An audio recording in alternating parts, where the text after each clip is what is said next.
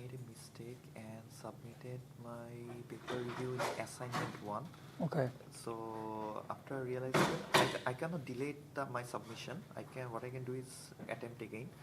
So Yeah, you can replace that, for the actual assignment one. So first I made a mistake and uploaded in the assignment, and then I later uploaded in the paper 1 review. Yeah. But in the assignment there is the paper 1 review. Yeah, it's fine. Later you can, replace with your assignment so 1 program. The latest submission will be counted. Yeah, Okay. yeah. Okay.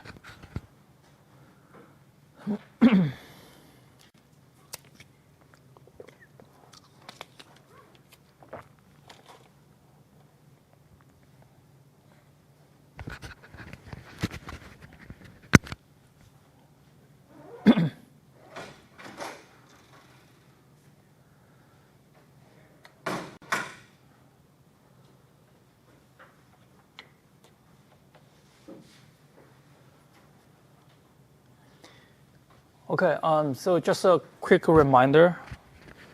Let me.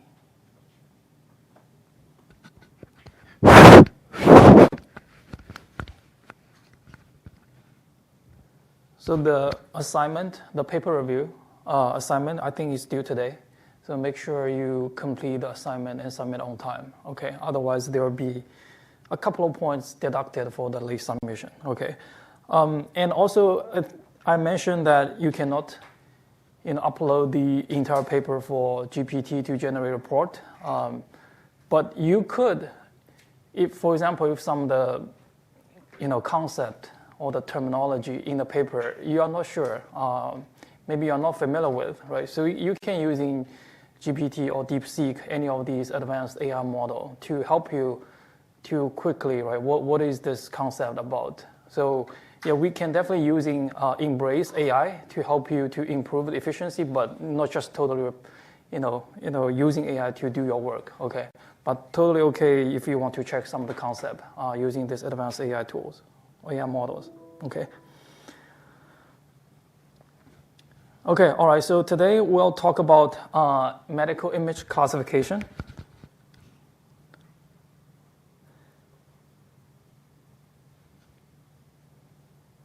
So I think this is the very basic task, right? So for any of the vision or medical image processing application, so basically for classification, we need to assign a label, right? A category label to an image, right? So for this medical image computing, specifically this image can be a normal or abnormal, right? So like X-ray, CT, or maybe some of the pathology. In whole slide images, right? So if the tissue is going to be normal, abnormal. And so this is very simple binary classification, but there's also going to be multi-class classification, right? So if, for example, some applications were interested, different tumor type, right? So, or different organ, right, specifically. And it is really important in the medical or clinical domain, right? So because by classification with the medical images, it can help or aids in the early detection of the disease, right? If the cancer is benign or malignant, right? So we can also support the clinical decision making, right? So the tumor subtype and what kind of treatment plan we have to do based on the tumor type. Okay. It has a very broad impact, right? Because we have millions of imaging exams has been performed annually, right? So if we can using an AI algorithm that is able to automatically, right, flag these suspicious, images prior to the review, is going to be really improving the efficiency for the doctors or physicians, right? And even for some of the under-resourced hospitals, right? Maybe you don't have a lot of resources, but you don't have a lot of doctors or physicians, but you can using some of the AI tools, right, to help improve this kind of, to help the patient, right, using the AI tools. At least they have some of the good, initial diagnosis, what is probably, look like in their images, right? Professor, what does it mean that early detection? It kind of like, is it predicting the disease before it happens? Like how it helps in the early detection of the disease, cancer or Yeah, so there is all, let's just take a breast cancer screening as an example, right? So breast cancer is a high, fatality rate among the women. So I think at a certain age, right, they have to go through this kind of screening process, doing this mammography. So that was able to help you to have some early diagnosis, right? If you're at a stage which is benign cancer, which is still treatable, right? So it's not like a malignant, like cancerous cancer or tumor. So we can using these kind of imaging technologies to help to identify.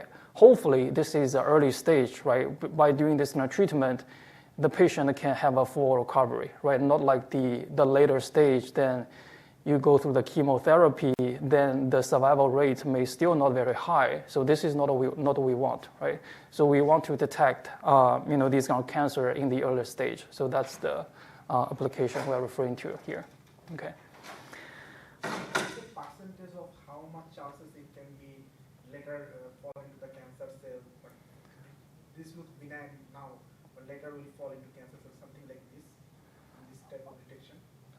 Yeah, so the question is, if we are able to detect this is a benign cancer, right? So can we also predict the risk, the probability this will go to the next malignant stage? Yeah, so there's also models to not just detect or classify this is benign or malignant, but also predict the risk factor, right? So you can predict how likely, right? So if you don't do any of the treatment, or if you proceed with this type of a treatment, how likely this can be cancer-free, or you have a certain risk that can go to a severe stage, right? Become malignant. So there is also this kind of risk factor prediction model to predict that risk. Yeah. Okay. So to do this kind of image classification, there's a certain step we have to go through.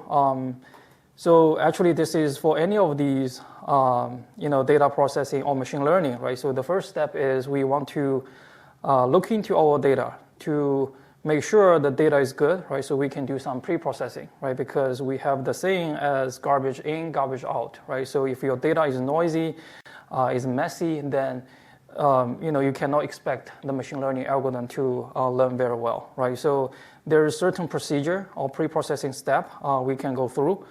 So some of the common procedure is we can do image normalization, intensity scaling, so that your the pixel intensities fall into a certain range, right? So you are not has a very large intensity range. Or if you want to using some pre-trained model, if some of the pre-trained model is trained on a certain normalized pixel range, then you want to make sure the pixel range is also fall in that distribution, right? So some of the normalization technique you can simply using this min max scaling, right? So basically subtract the minimum, then also divided by the difference between the maximum and the minimum, okay? And so this z-score normalization is essentially you subtract the mean and also divided by the standard deviation, okay? So this is like very typical and the simple normalization technique, and usually this can be a lot of toolbox. You can simply just call normalization, and what kind of normalization method you want to use, it will automatically take care of that. Okay, and also for images, you can do histogram equalization for some contrast enhancement. Okay, so for some of the images, some medical images, the contrast may not be very significant, right? So maybe you can using histogram equalization to enhance the contrast, right? The white area, the gray area can be really distinctive. And so once you've done all these like a standard data, normalization, pre-processing, and there's also technique like we can do some data augmentation, right? So some of the main reason for data augmentation is that maybe your training data is not very abundant, right? So especially for in the medical image computing domain, right? So for some of the disease may be rare, right? Or some of the imaging modalities are really difficult to obtain, or you don't have a lot of patient data, right? So you have a very scarce data. So you want to, kind of using data augmentation technique to increase your the training sample size, right? Because a very small limited training data can easily make your model overfit, right? So because you don't have a lot of data to make the model to generalize well, okay? So some of the common augmentation for images, you have basically this affine transformation, right? So you can do the rotation, scaling, or flipping, or mirroring, right? Just basically do some like this kind of standard transformations to kind of increase the number of samples you have. And also you have some elastic deformation, right? So it kind of mimics the real anatomic variations, contrast adjustment, right? So like we do before, right? You can also using histogram equalization to get a copy that is contrast enhanced. And you can also do some noise injection, right? So adding a small amount of Gaussian noise, not a lot, right? Because if you add a lot of Gaussian noise, that can, disturb a lot of useful information, then that sample become useless, right? So you can add a small amount of Gaussian noise just to, simulate. This could be some like equipment or sensor artifact, camera artifacts, right? And we can also using some advanced data augmentation technique like mixed up, cut mix, right? So remember we talked about this in the deep learning couple of lectures, right? So how we can using mix up and a cut mix to blend two or multiple images together, right? To generate this kind of synthetic variations. So there's this framework called Monet, which is like used for medical image processing. So they have all these built-in like pre-processing technique or functions there. So you can go through this link and check out these different functions. Let me see if I can show you here actually.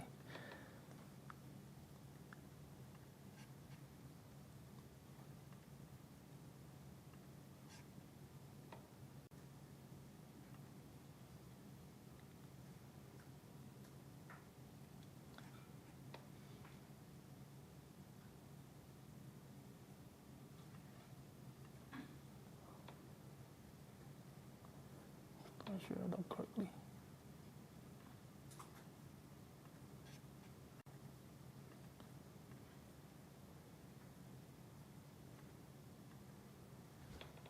Yeah, so this is so basically you can using this framework to load the image, right? So they also have some kind of in their database, they have some common or standard data set, right? So you don't have to go to other website to download those data set. So basically they have some in-house data set. So you can download this data set, then they have the standard processing and augmentation, right? So see if we can figure out.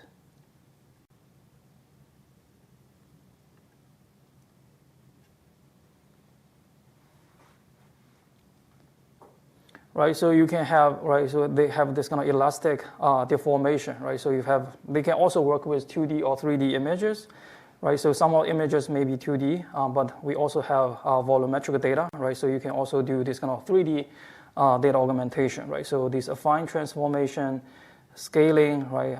Different orientations. So you can, using these built-in functions to do this kind of data augmentation, okay? And some of the pre-processing step. So I highly recommend you look into this. So when you do the programming assignment, then you don't have to write this kind of function by yourself, okay?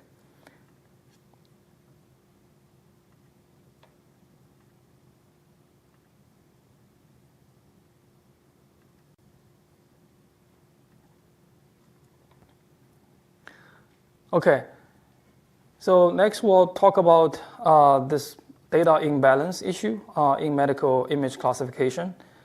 So this is often occurred, right, because some of the, like I mentioned, right, so some of the disease or some of the image modalities, they're just rare, right? You don't have a lot of data. But so for some of the, specific classes, maybe you have abundant examples, right?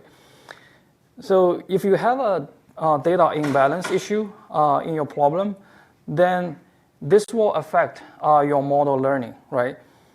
This is because if you have a majority classes, the model will become biased towards these majority classes.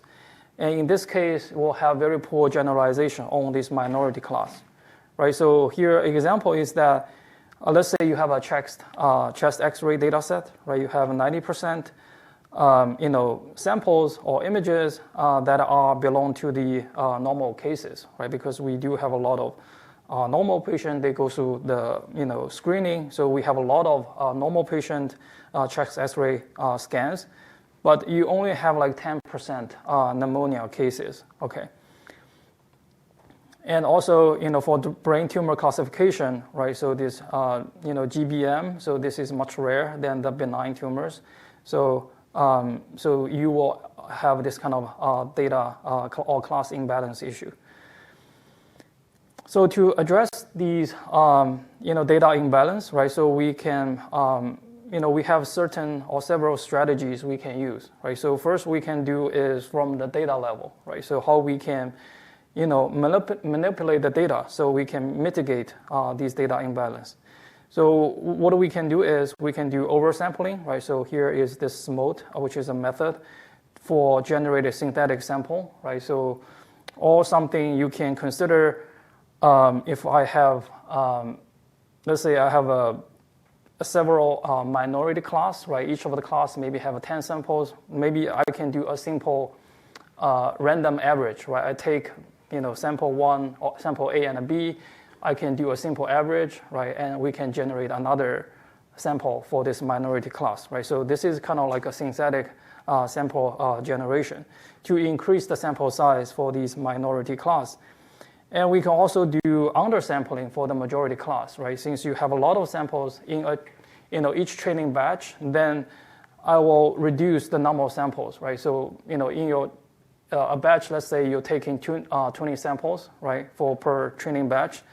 You want to make sure that each of the class has a balanced number, right? So if you have 2 class, make sure you have like 10, around 10 for each of the class. Okay, so in this case, you have a lot of class in the majority samples in the majority class. You can undersample them. And augmentation, right? So we talk about these kind of image-specific augmentation, or you can using some advanced technology like the GAN or generative based approach, right, to generate some synthetic images. So besides the data level, right, we can also do this algorithm level solution, right? So we can do this cost sensitive learning, right? So basically we can assign higher loss weights to minority class, right? So we'll talk about this in detail later. So basically you put more emphasis, you penalize more, right, on the minority cases because you don't have a lot of sample, right? If they make a mistake, you want to have, penalize more so that the model is able to learn better, okay? So we have these kind of different loss functions, right, to kind of address these class imbalance issue, right? This focal loss, balanced cross entropy. We'll talk about that later. And we'll also have some, hybrid solutions, right? This self-supervised learning. So basically, if you don't have a lot of label data, then you try to, make a very good representation learning using unlabeled data. So in this case, your model already have a very general representation capability. And even if you don't have a lot of data, they still may be able to learn well. So we will have several lectures dedicated to talk about the self-supervised learning. Okay, so to make this clear, so let's take a concrete example, right? So how we can handle this data imbalance. So here we're using this pneumonia classification, right? So from chest X-ray. So assuming we have two classes, right? So one class 0, which is the normal class, right? So we have 9,000 samples, okay? And we have another class in pneumonia cases, right? So we only have 1,000 samples, right? So you can easily see that this is highly imbalanced, right? We have a 9-to-1 ratio between the normal and the pneumonia cases. So if we're using the standard cross entropy loss, right? So this is the standard cross entropy, right? So basically the probability for each of the class, and also this is the kind of one-hot encoding for the ground truth label. So you can easily see the problem, right? So here I have 90% that is, belong to the normal class, right? So then my network can, try to predict those normal class very accurately. Okay, I try to make those 90% normal samples to be accurate, then I can achieve 90% accuracy, right? Even though I make all the mistakes for the pneumonia cases, I can still achieve like 90% accuracy, right? So from the accuracy, the number, it looks good, right? So the model achieved 90%, but in reality, this is not a good classification model because you don't have any recall, right? So you miss all the pneumonia classification or the samples, right? In the clinical setting, we really care about the recall, right? Because we want to detect this is in pneumonia scan or images, right? If you misclassify that, you will have, you can put the patient in danger, right? Because they don't get the treatment early. So in this case, we want to address this issue, right? So how do we do this? So we can come up with this balanced cross entropy, right? So basically, we're using class weighting, right? So basically, you adding the weights to the conventional cross entropy, right? So you assign a weights that is inverse proportional to the to the classes. So here. This W0 indicating the weight for class 0, which is the normal class, right? So because we have a lot of samples, so here we are inversely weighting them, right? So we have 1/9,000, right? Put a very small weights to it, right? Because you have so many samples, you don't want to let it over-dominate your model learning. But for the pneumonia case, right? So we only have 1,000 samples, then we put more weights to that, right? Basically, like 9 or 10 times higher than the class 0. Okay. The W0 and W1, the weight are fixed, or they can be So in this case, it's fixed, right? So you are determining based on the number of samples, the frequency of the sample, right? The number of samples you have, right? So, but you can if you don't want to, if you like the fixed weights may not be intelligent, maybe you can have some learnable weights, right? To make sure the weights for the minority class is larger than the weights for the majority of the class. But this is the very simple way, right? You can, based on the number of samples, to weighting how much you want to account for each of the samples in the loss function, okay?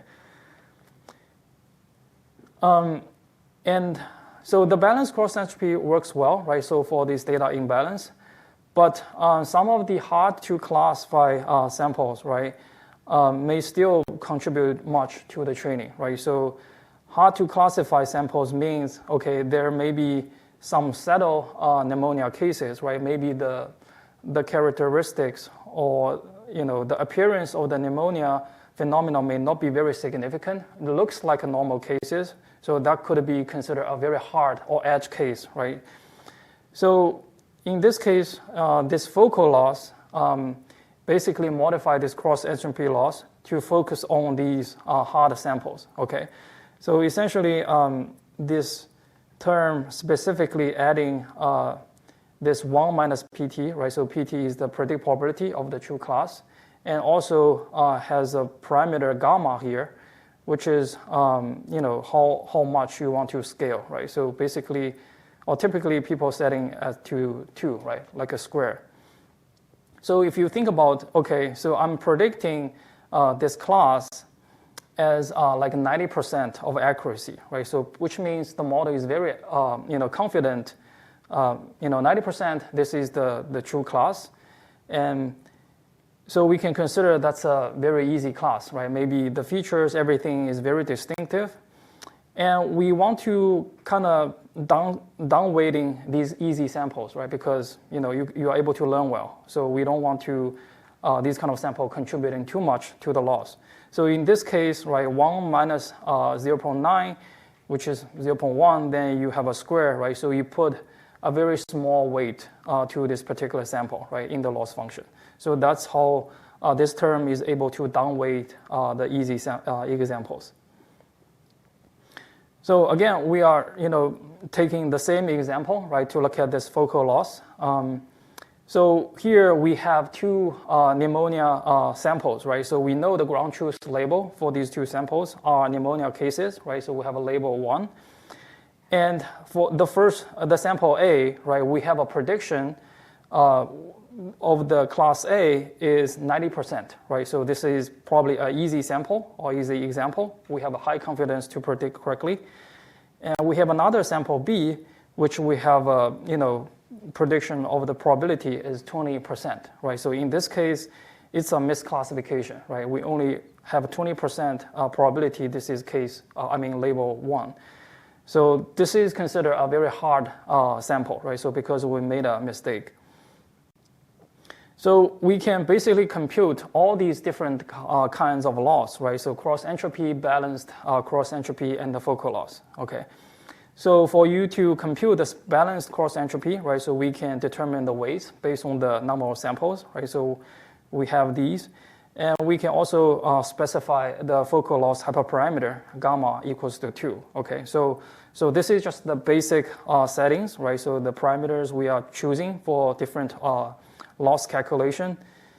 So this is basically kind of a detailed, right, how you can compute this cross entropy, right, based on this probability prediction. So, and we can also do this, right? So for the balanced cross entropy loss, so this is the one, and also for the focal loss, right? So we have, which is a little bit more complicated, right? Because we have extra terms and also parameters. So, but we can compute that based on the focal loss equation here.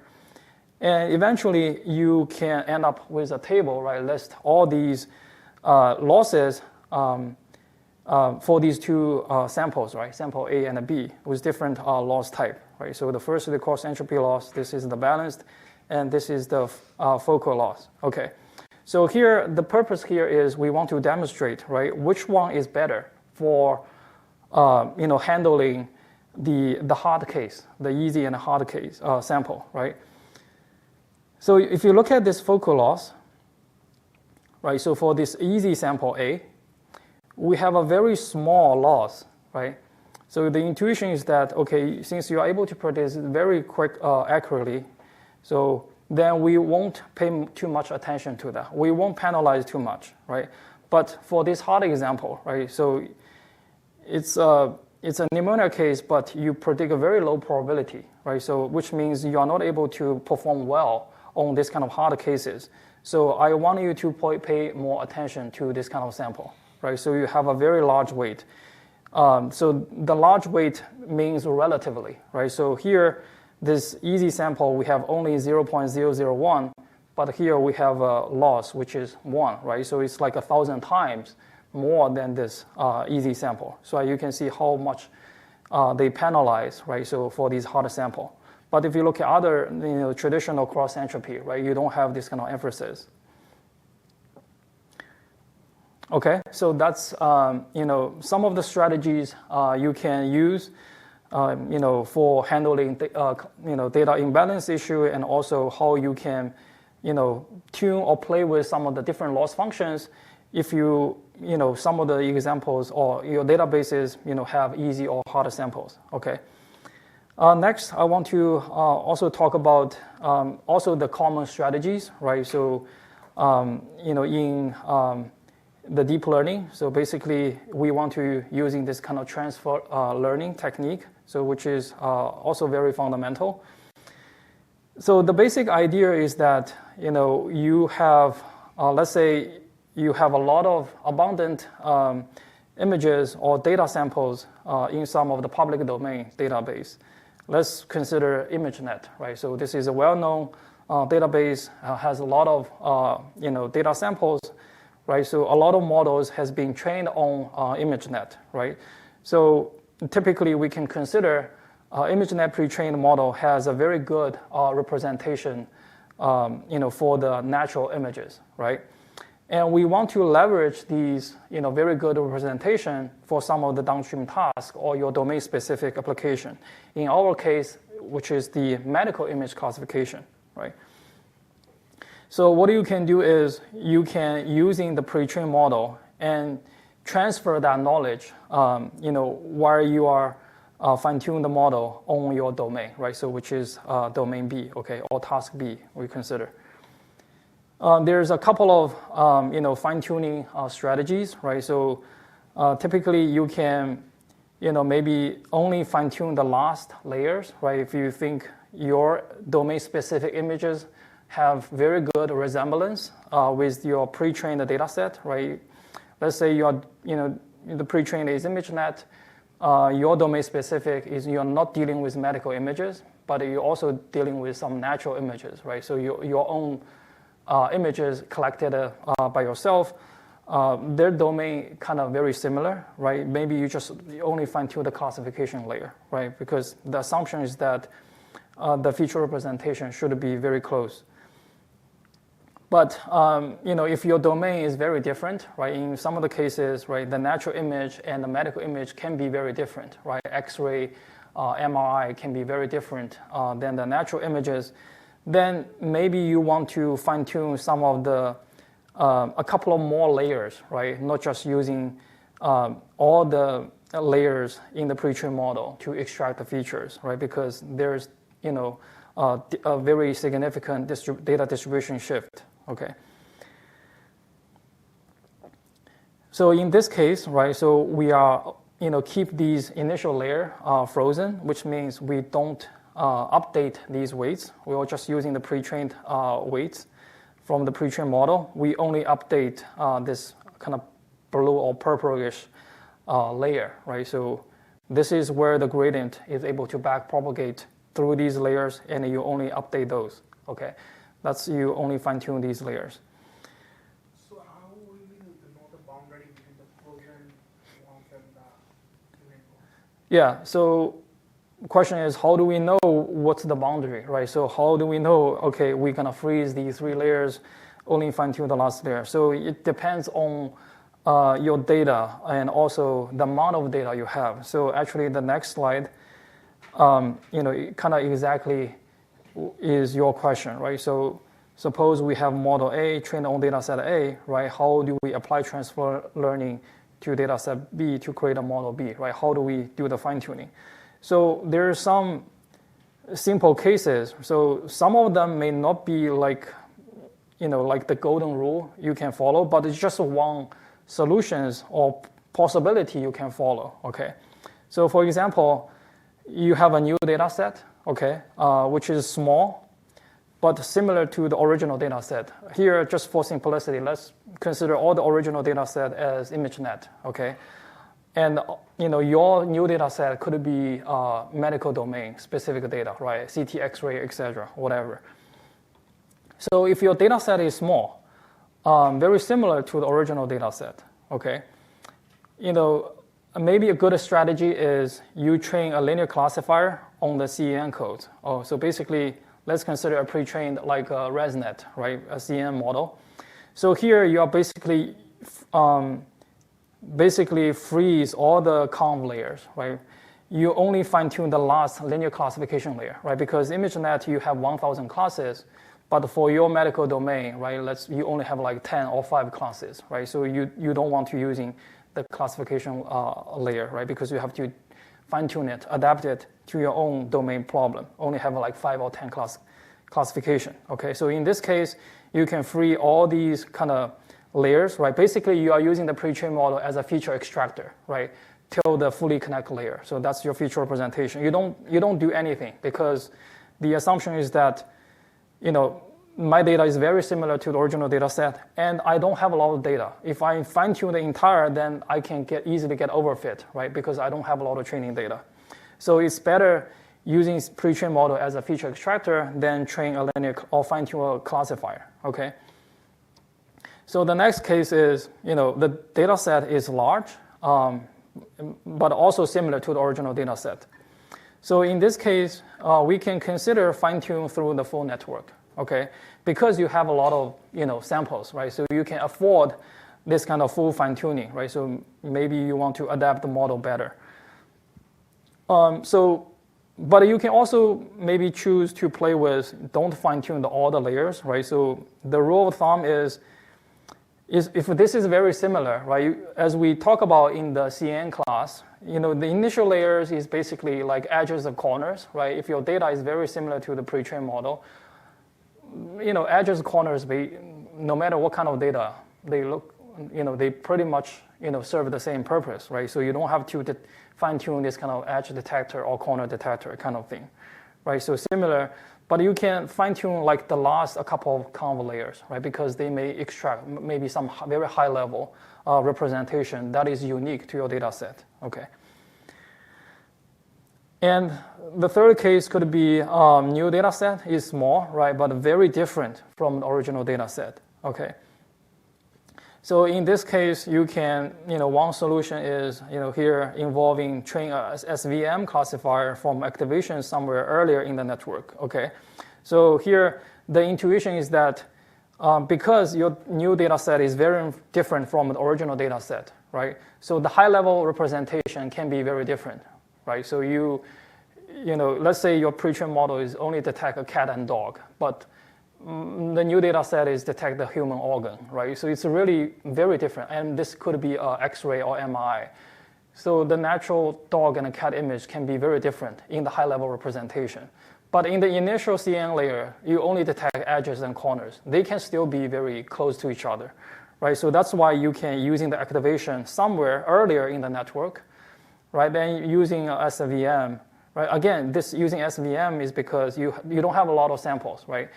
You're just using these kind of features and to train a very simple, classifier. But of course, you can, train other, not necessarily like classic classifier, but you can also maybe train a, neural network. So another case is the data set is large, very different from the original data set, right? So in this case, maybe you can fine tune through the entire network because you do have a large data set. So the bottom line is this just gives you some of the sense, right? So what could be a reasonable solution for you to fine tune, but not necessarily the golden recipe you can follow. But you can always, play a couple of different strategies, right, to see which one works the best. Professor, for the third one, the SVM classifier from activations. So, I'm not clear about it. Like how will we take the feature from the activations of the convolution part? Yeah, so let's say the third case, right? So it's ask you take the activation from the earlier convolution layer, right? So in this case, so the intuition is that no matter, although you have a significant different data, but the earlier layer, because this only responsible to detect edges, that's the common feature residing in all different modality of the images, right? So basically you can take the convolutional feature, right? So the conv layer, maybe you can do some pooling, right? Because you're taking all the feature map resulting a gigantic feature representation, right? You want to reduce that. You can do some pooling. Or maybe add a bottleneck layer to compress that into a lower dimension. Then you can using that as a feature representation to train a SVM classifier. So the intuition is that you want to using the earlier layer because that's kind of like a common representation. But the later layer could be very different because your images or your data has a very distinctive or very different distribution than your pre-trained data set. So that's the idea. Yeah, is that clear? Okay. Okay, so I put some examples. So if you're not familiar with this or you want to dive more details, so you can get into these tutorials. They have more details, right? How you can do this kind of transfer learning step by step. Okay. So then let's kind of pick up the pace and talk about the evaluation metrics, right? So typically we are using classification accuracy, right? So the percentage of the correctly classified samples, right, on the test set. But it's not necessary the accuracy can always reflect the true model performance, right? So one example is the data imbalance, class imbalance case, right, which we already talked about, right? So you have 9,000 normal, 1,000 pneumonia cases. If your model predicting 90%, that is only predicting the 9,000 normal sample correctly, you still get a very high accuracy, 90%, but 0% on the pneumonia detection. So this is not a good model in the clinical setting, right? Because we also very much care about these pneumonia cases, right? If we want to do some screening or detection. So there's some other, metrics that can help to kind of very comprehensively, evaluate the model performance, right? Not just relying on a single metric, which is the accuracy. And we can also look at these, the true positive, false positive, right? False negative, and the true negative, right? So if you are using this kind of binary classification, so you can essentially view these 4 different metrics in a confusion matrix, right? So, if the true is normal, your predicted is normal, that's called true negative, right? So possibly here we mean this is a positive pneumonia cases, okay? So if the actual class is pneumonia, right, your predict is a pneumonia, then this is the true positive, right? So this is off diagonal, which is the related to false positive and a false negative. So based on that, 4 values you can compute, then we can compute this precision and the recall, right? So precision is defined as the true positive over by basically how many predict pneumonia cases are real, right? And you can also have this recall, right? So how much true positive you are able to detect, right? That's the recall rate, which is very important in our case, right? Because you don't want to miss any of the true positives. And also there's specificity, right? The true negative rates. And finally, we can put all these, the precision and the recall in a single metric. So that's the F1 score, right? So usually we are using F1 score in addition to the classification accuracy, right? So this is kind of balance the precision and the recall, okay? So if you are, the binary is a very simple case, right? But some applications you are not dealing with just 2 classes, right? You have multiple classes. Then you can also view this, multi-class cases, also plot or view this confusion matrix, right? So this diagonal cases basically, that is the number of samples that you predict correctly. The off diagonal, right? So each row here, this means the misclassification, right? So how many samples that has been misclassified, into other classes, okay? So in this case, you can basically see, right, where that confusion come from, right? So maybe, a lot of cases, for example, let's look at class 2, right? A lot of misclassification, happen in class 1, between class 1 and class 2, right? So which means maybe class 1 and the class 2 have some, resemblance, right? So that's why some of the classes will be, samples will be misclassified into class 1, okay? So that gives you a sense, right, how I'll give you some of the diagnostic tool, right, of your model. And for multiple classes, right, cases, we can also compute these precision recall for each of a class, right? So basically, you just plug in these equations and compute that for each of the class, right? So you get, F1 scores for each of the class. And finally, you can, aggregate all these metrics into like the overall like F1 score here. So here, basically, for each of the classes, right, you get this F1 score. Then you basically sum them up and do the average. So that's called the macro F1 score, okay?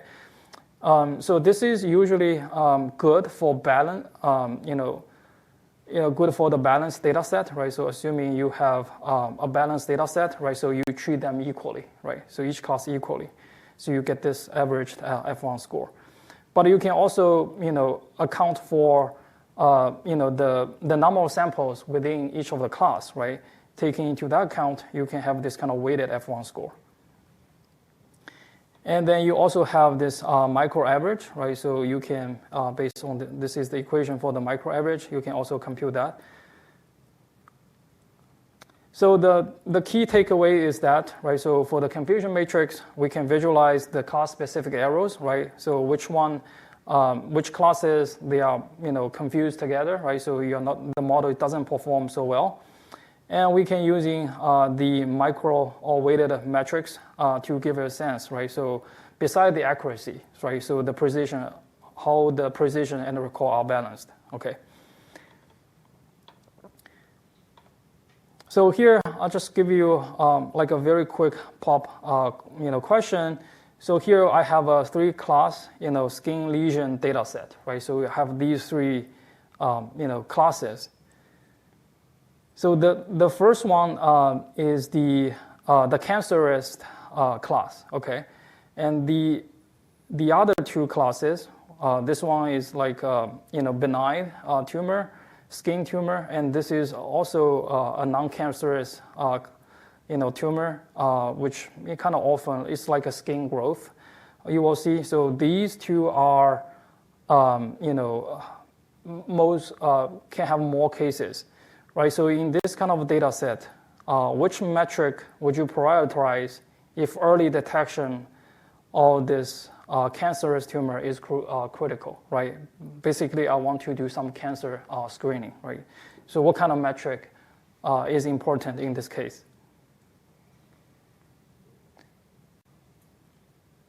First one, melanoma. I'm sorry? Melanoma, the first one?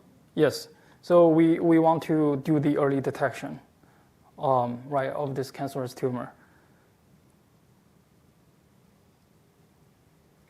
Okay. Which metric? Yeah, we have accuracy, precision, recall, right? So which? Recall. Right. Yes. So we want to have a very good recall, right? Because we want to minimize the false negative. We want to make sure we are able to detect all the true, this melanoma, right? So we don't want to miss any of the case, right? Because it's already cancerous tumor. If we still miss that, then the patient wouldn't get the proper treatment, okay? Okay, next we'll talk about some of the, data set. So I think I can quickly maybe go through these because I think a lot of information are basically listed here. So if you are, let's say you are interested doing, course project, which is related to classification, you may choose different applications, right? Here, the chest X-ray is doing this kind of, the pneumonia edema, right? Basically, that's the, for the lung, right? So you can diagnose these different conditions, and they have 14 conditions. And there's another database also related to chest X-ray.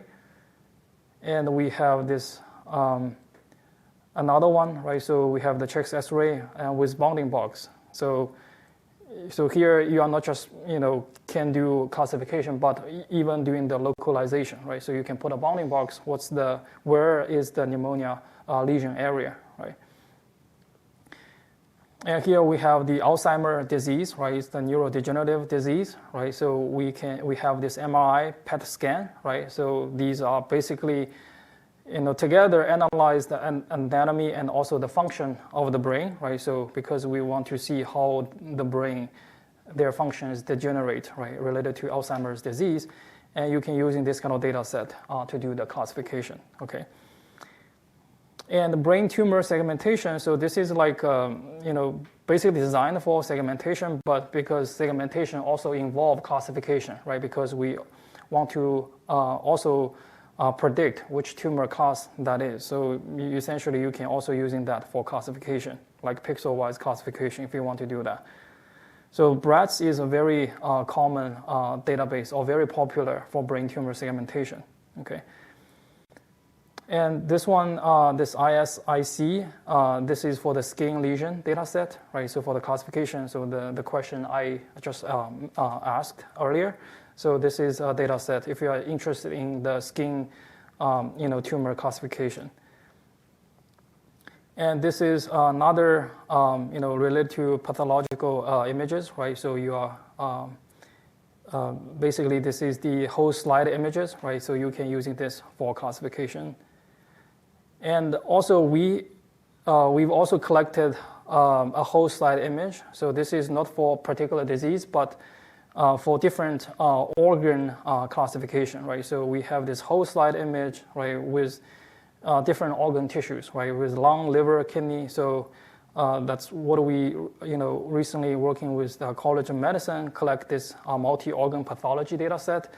So which is also publicly available now, the data set. If you're interested, you can check that out and do this kind of different organ classification. So the ophthalmology, right, so related to the eye disease, right, so we also have these retinal fundus images, right, so you can do, classification that is related to diabetes. OCT is another type of image modalities, right, we are also talk about in the ophthalmology. So this is another data set. And this is the VisioNet, so not like specific imaging modality, but this kind of physiologic signals, right, like EEG, ECG. So you are also, if you're interested in this kind of physiological data, right, so you are looking at this VisioNet, okay. And finally, I think this MedMNIST is also very useful. So I think for this course, if you don't have a lot of computing resource, you can consider this MedMNIST, basically MNIST version for the medical domain, right? So the image resolution are very small. I forgot the exact, but it's less than like 50 by 50, less than 100 by 100. So basically, and they consider all different applications, right? So you have pneumonia, chest X-ray right here, right? The OCT images, right? And have this chest X-ray pathology images, right? So breast ultrasound, right? So, all different applications you have, right? But make it as an MNIST version, right? So very small resolution. So if you are, don't have a lot of computing resource, and you still want to experiment or develop your model, then the MedMNIST is also a very good option to look into, okay? Of course, definitely recommend you check out this Grand Challenge.org. So there's a lot of challenges and medical data and data set you can look into. Okay. All right, so any questions? Okay, good. So finally, I want to give you an example in terms of this whole slide image classification, okay? So recall, we talk about this whole slide image, right, in this histopathology, right? So basically, you get a tissue scan slide, right? So you do the staining process, and you go through this, digital pathology, right? Get the imaging, and you generate a very high resolution, digital version of these microscopic images, right? So usually this image is gigapixel in scale, right?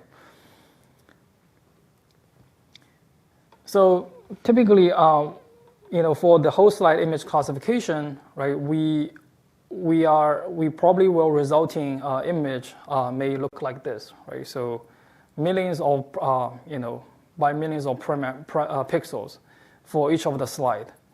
And because of the large or high resolution of the image, we are not able to annotate, like a very small region or pixel by pixel, right? So usually what we have is, like a slide level, right?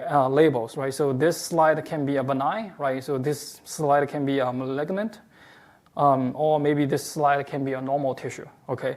So basically, we only have this kind of slide level annotation, and there's no pixel-wise or region level annotation, okay? So an example is, for the breast cancer diagnosis, right? So basically the pathology will basically tell you, okay, this slide will have like benign or malignant breast cancer. So because of these large scale or high resolution of this whole slide image, right?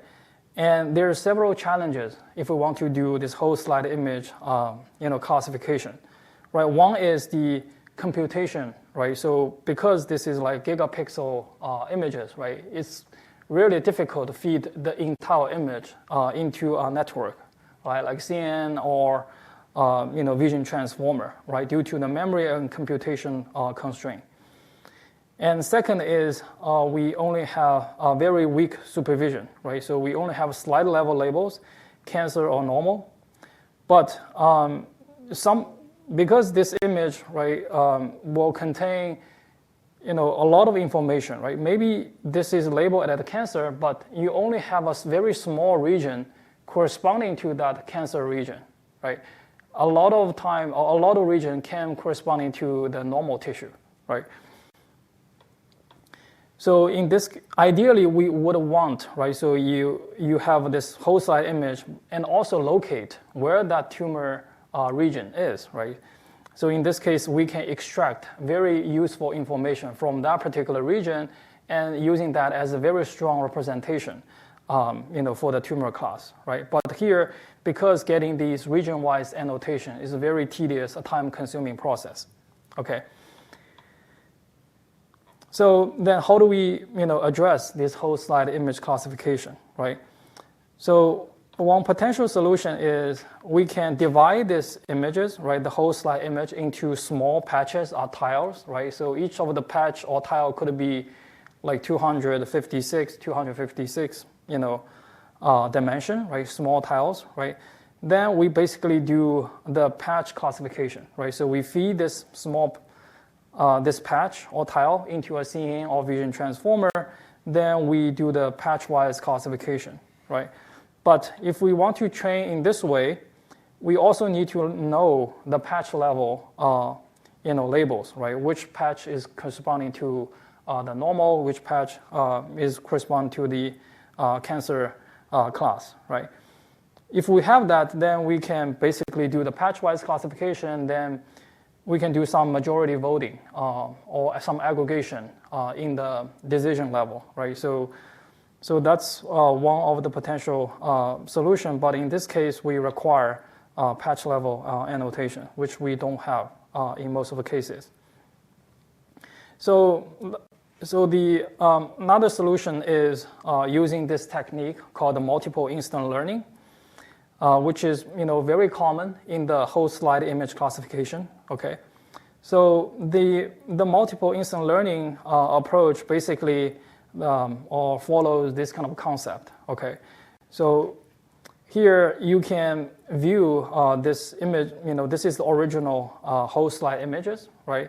So we can still divide this whole slide image into patches or tiles, right? So you can put like a grid over these images and, make them into a lot of small patches and tiles, okay? So in this case, because I know the slide level label, right? So let's consider this is, if this is like a cancerous, right, class, then I will designate, firstly, I can put all these patches, consider that's a bag, right? Each of the patches will be one instance, okay? And because I know this is a positive or cancerous slide, there's at least one patch or one tile that is corresponding to the tumor or cancer region. Agree? Right? Although I don't know where that patch is, but because I divide them into all these small patches, at least one of them, right, will be a positive, right? So in this case, we can consider this is a positive bag, right? So at least one of this instance, right? So here I'm using this blue color, indicating this could be a positive, right, instance. That could be, in reality, that could be multiple, right, blue colored patch, right? But by definition, for the multiple instance learning, at least one of them will be a positive instance. So we consider this as a positive bag. Okay. Similarly, if I know this slide level, this is a normal tissue. So once you divide all these patches, right, the slide into small patches, I know all of them is going to be normal, right, because the entire slide is normal. So in this case, we consider this is a negative bag, right, because all these instances will be corresponding to the normal or negative class. Okay. So that's the formulation, right? So we can using, and it fits really well, right, in the whole slide image classification setting, right? Because we only know this kind of weak label, the whole slide. We don't have this patch label. And this multiple learning definition fits really well for our setting. Okay, so that's the basic concept, right? Or idea, how and why we can using the multiple instance learning for whole slide classification. Now let's look at how we can do this step by step, right? So what's the workflow? Obviously, the first step is we do this patch extraction, right? So we divide them into these manageable patches, right? This is like the standard input sizes, right? We usually see for the natural image processing, right? And if you have some, prior knowledge, right? So I know, okay, I can, based on the pixel intensity, I can potentially remove some of the patches. That's also okay, right? Maybe some of the background will be corresponding to pixel with 0 or close to 0, right? So I know that based on my prior knowledge, I can remove all these patches because they are irrelevant, okay? So you can do some pre-processing like that. And after you're done with this, then you can construct the bag, right, based on the slide level, right? Positive slide will result in a positive bag, okay? A negative slide will result in a negative bag, okay? And now what you can do is you can do the patch level feature extraction, right? So this is basically very standard, like you do any of the image feature extraction using any pre-trained model, like CN, ResNet, or Vision Transformer. So let's consider each of the slide will resulting in n patches, right? So you have n patches in your bag, then you can extract this n feature representation of n feature vectors, right? And once you extract these features, the next step is you can do multiple instance pooling or aggregation, right? So basically, there's a couple of common pooling strategies, right? Because later we'll basically put that or form that into a slide level representation. So you have this max pooling, mean pooling, and attention pooling, and a transformer-based approach. So I will talk about in these individually later, okay?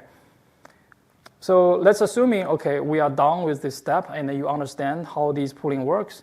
Once you have this slide level representation, then the next step is easy, right? Because we know the slide level label, then we can do the classification and get the loss function and do the back propagation, right? So using the usual cross entropy, okay? Okay, so then the model training, you basically compare with the ground truths, right? Do the back propagate.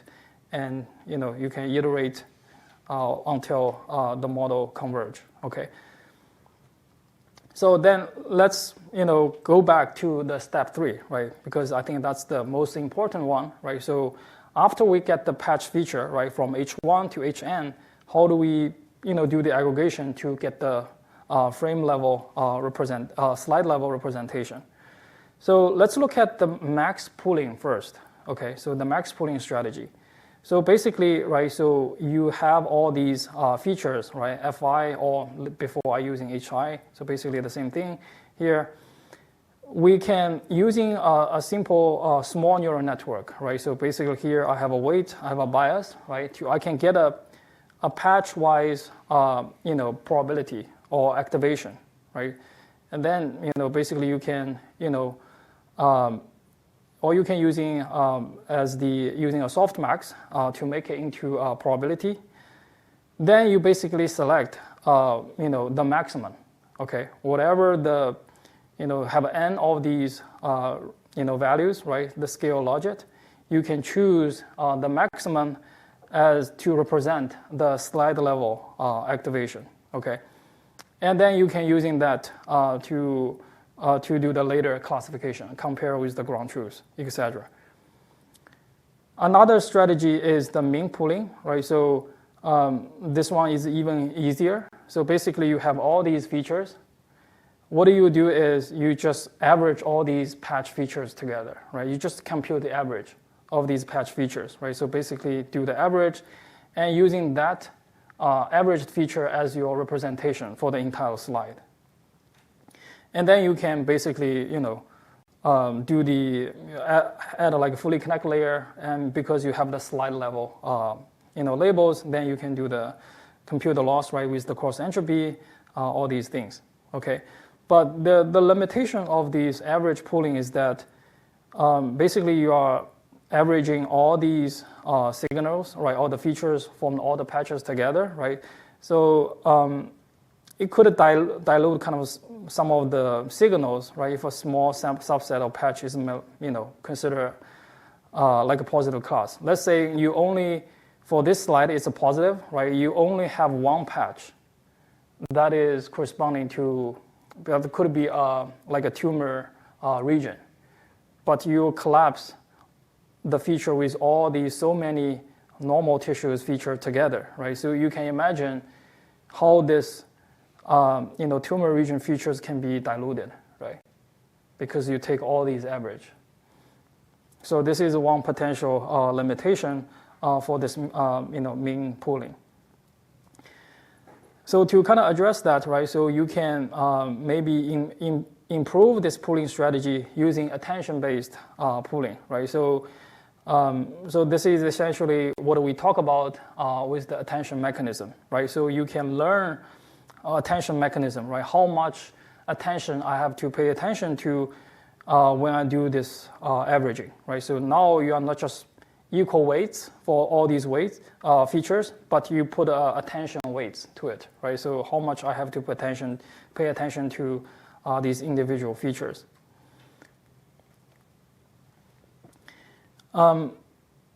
So usually this attention score, right? So you can have this small neural network, right? To learn, has these learnable weights to figure out, right? So how much attention we have to put into for each individual feature, okay?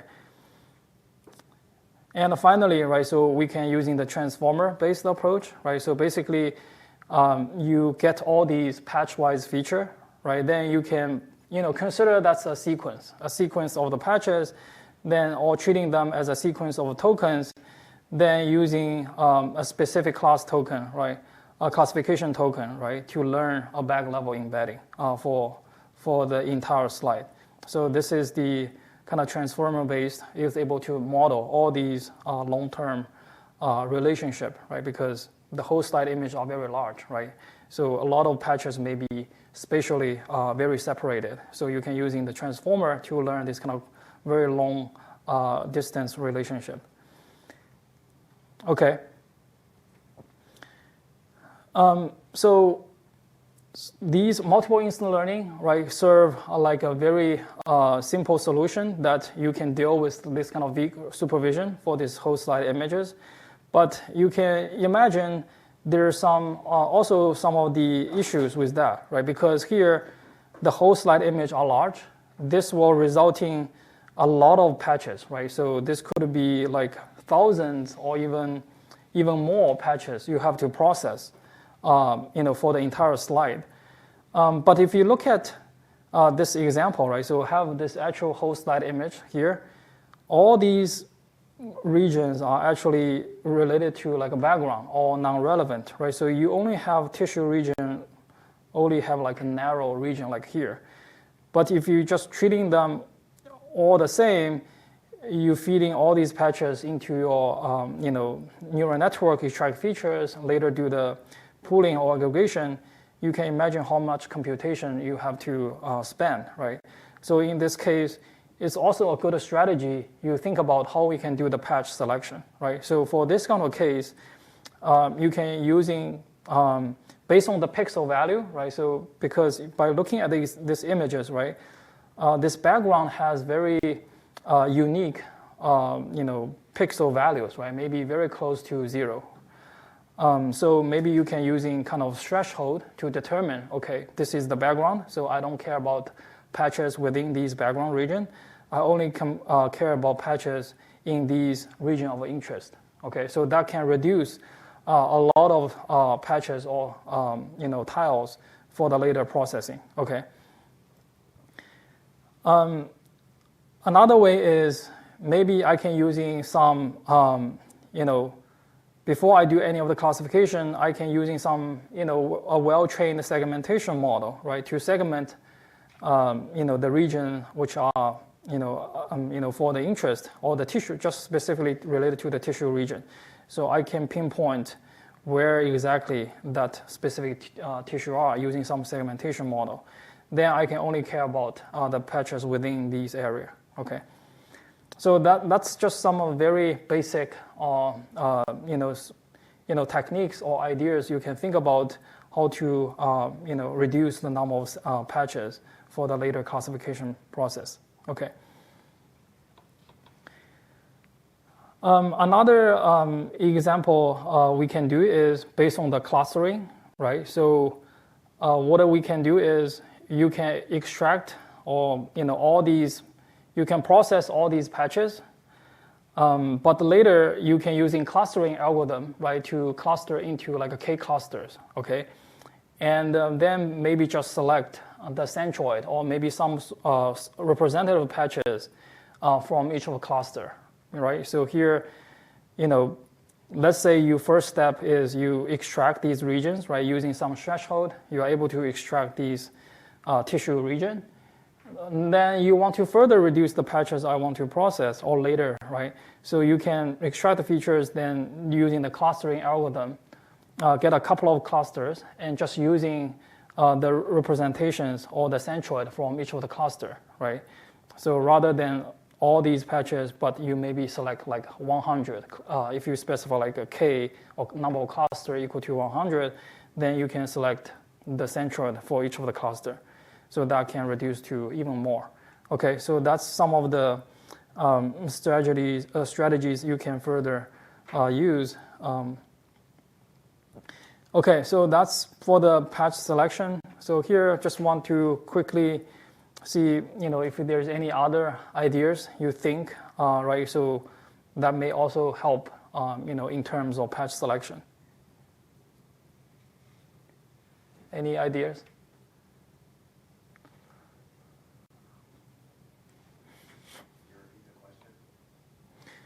So like how, before we talk about a couple of, strategies, right? Like using the segmentation model, right, to segment the tissue region, or maybe just using a simple threshold to determine this is the background, this is maybe the region of interest.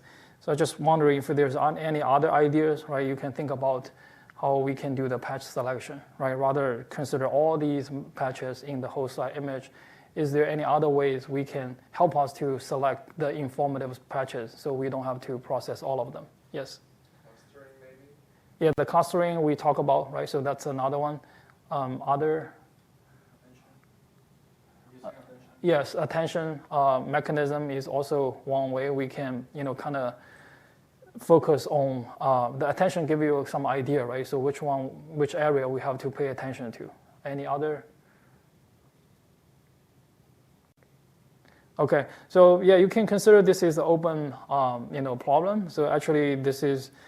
You can also think about some ideas, right? So this could be something you can work on as a project, right? So come up with some ideas, for the patch selection for the whole slide image, right?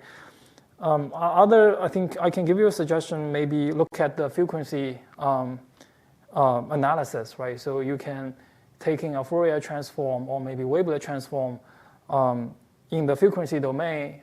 Then you can look at this high or low frequencies, right? So, and determine, okay, basically these background will be considered as a low frequency domain because these are homogeneous, right? Don't have a lot of textures. So that also based on the frequency is able to help you to identify the region, right? Which may be related to background or the region related to actually have a lot of texture related to the tissue area. So that could be also something can consider. Okay.